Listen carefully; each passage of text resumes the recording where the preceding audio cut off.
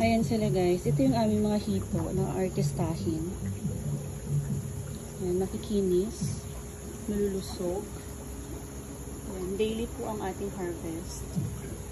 So, pwede kayong umorder everyday. Ayan, meron kami mga small, may mga medium and large. Kasi hindi uniform yung kanilang paglaki. But then, piliin natin yung gusto nyo mga sizes. Good size po ito. Hindi po ito reject size na yung mga binibenta. Ayan, let's go there. Yung merong molasses po. I'll show you how. We made our hito. Bangko. Okay, ayan. Ito kasi dark ang color. Meron yung siyang molasses there. And then, have some minerals and something.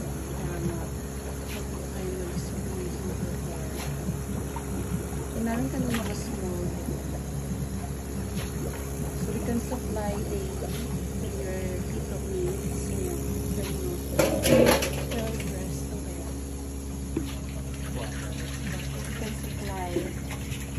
Supply daily. Yeah. Kasi yung ano namin, yung hito namin guys, ano yun siya, by age, na-estimate na din namin. Ayan sila, oh, cute, cute, cute. Ito yung next natin na harvest. Ayan. Diba? Ano naman. Ano naman guys. And let's go here to my cute, cute. Yan. Maliit po sila. Ang dami-dami. Mas marami. Mas marami dito actually. Kaysa dun sa kabila. Parang times 2 yan dito. Ayan. Yung sarap. Nakikinis. Wow. Ganito kayo mag-alaga. Kinakausap namin. Ito naman talaga dapat ito.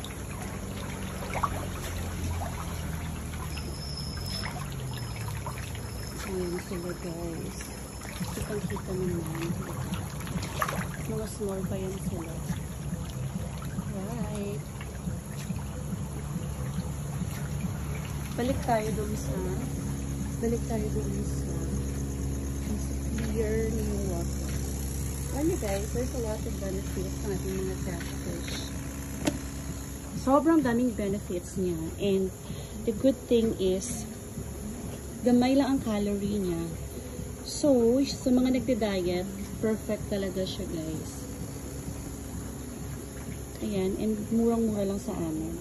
Mahal sa mga resto and restaurants. Mahal of course. Kasi, hindi madaling magpalaki ng hito.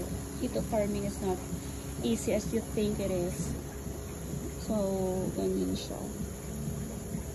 Ayan. So, PM me if you want to try.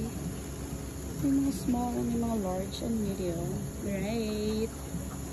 This is our 10 PM feeding time. Parang stress yung sa baba. Huwag kayo ma-stress, guys. Okay? Kaya niyo yan. Go! Yan talaga ang buhay. Laban-laban lang. Hey guys, say bye to the vlog. Charot.